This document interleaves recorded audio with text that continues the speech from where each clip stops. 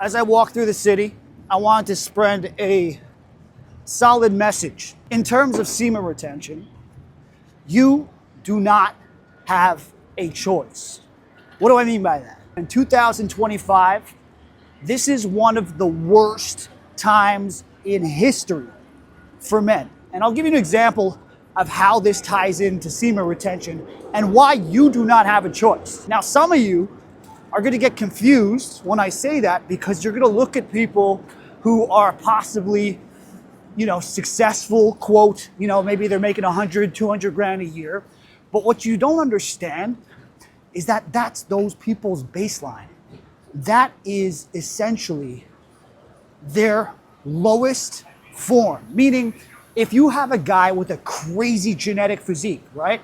And he doesn't go to the gym, he's still going to look 10 times better than 90% of the people who are in the gym 7 days a week, right? He's still gonna look that way. That's just the reality of life. But what you're not understanding is if he doesn't work out, that's his baseline, that's his lowest. If that guy works out, now he becomes Ronnie Coleman. He becomes Jay Cutler. You see what I'm saying? Because he has the genetics to go that far. It's the same thing in terms of when I'm talking about somebody who's making 100, 200 grand a year, you look at them as maybe they're doing well for themselves. But then what happens primarily is that those people are operating at their baseline. Those gentlemen could be making $1 million a year, $500,000 a year. They're still at their baseline. And that's why people get confused, because they equate external circumstances with reality. They're like, well, that person's doing what I want to do, so he's not on this practice, so why would I need to do it? This is why you need to do it, okay? Listen carefully. 70% of divorces today are initiated by women. Now you're gonna say, oh yeah, that's because women are all messed up and it's all their fault and da-da-da. Don't do that. You know what? Don't do that, because that is taking a lack of accountability. Meaning, I'm gonna get hit by a car, give me 1 second. You would pinpoint everything but yourself for that issue. But here's why this is men's fault. 70% of divorce is initiated by women. And you're probably wondering, well, how is that men's fault? Why am I blaming men? I am blaming men. I'll tell you why. Because if we didn't have such a pandemic of men who are essentially feminizing themselves, and I don't mean dressing feminine, I don't mean anything in terms of external circumstances. Your body means nothing. Your abs, your six-pack, it's nice to have, it's great, it shows discipline, great.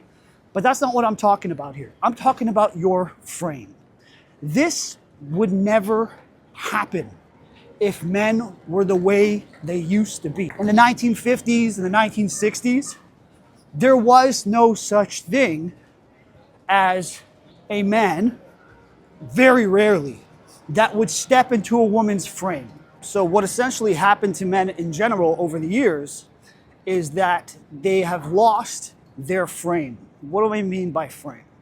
When you get married or you're with a woman in general, the whole ideal situation is that we follow biology. Men are leaders, women are followers. Now you're gonna say, oh, well, that's very sexist. It's not sexist, it's biology. If you end up in a scenario with a woman who ends up divorcing you, I will tell you right now, there's a 99.9% chance that you have turned over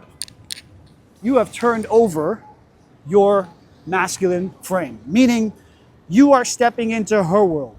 You're going to the friends of her parties. You're going to her family weddings, her chores, her deeds, her classes. You are acclimating to her world instead of her coming into your world. And this is exactly why we've ended up in this position. So how does semen retention tie into this? When you reclaim your lust, when you reclaim your desire, you ultimately end up claiming frame, because you are no longer dependent on external stimuli through having pleasure that would essentially make you weak. And when you become weak, what do? You start acclimating. You both have parties to go to that weekend. She's like, oh, can we go to my friend's party? And you're like, no, I want you to go to my friend's party. And she's like, well, come on. And you're like, okay, fine. And you go to her party. What you don't realize is that every time you do that, she is taking you into her world. And when she's taking you into her world, she's gonna wake up one day and she's gonna have no clue why this happened. She's gonna wake up one day and she's gonna be like, oh my God, what happened? Why don't I feel those lustful feelings towards my husband anymore? And ultimately, it's because it's our fault. We're the ones who caused the problem to begin with, fully. If you understand that, and you understand that if you are on this practice, that this can ultimately alter that trajectory tenfold, it's time to reclaim yourself. And instead of blaming women and blaming society, it's time to blame yourself. Take accountability, because there are a few men out there who are doing this practice and who are reclaiming their edge. What happens to you when you're no longer conquered by your desires? There's not a single woman that can pull you, because you're no longer reliant on her. Think of it like drugs. If you've gotten off of drugs, right, you're no longer relying on it. If somebody talks about it, you're like, yeah, you brush it off, right? If you see it, you're like, yeah, you brush it off, because you've been off of it.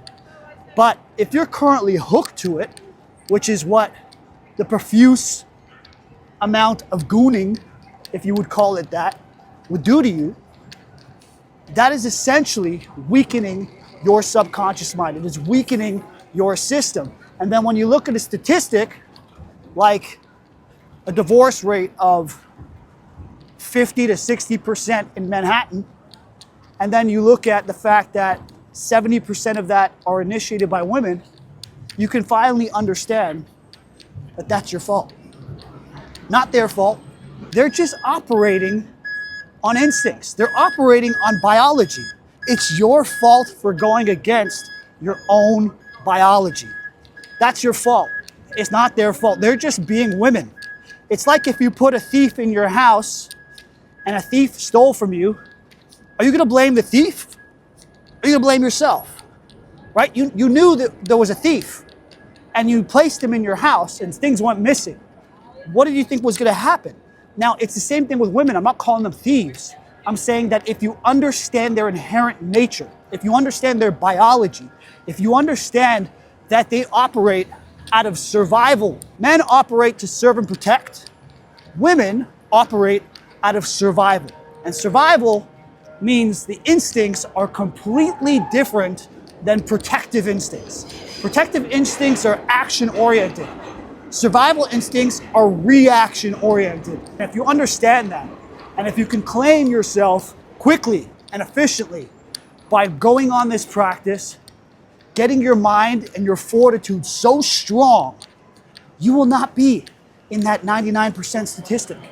You will not be in the statistic of men that end up getting divorced and everything gets taken from them, because you would be able to have the discernment and the ability to read the room much better when you're no longer relying on what's between your legs. You don't have a choice. Just do it. Attack it. I dare you. 90 days. Do it. If you could get through those 90 days, come back here, message me on here, and tell me this does not work. Tell me. I'm here. Till next time. Ciao.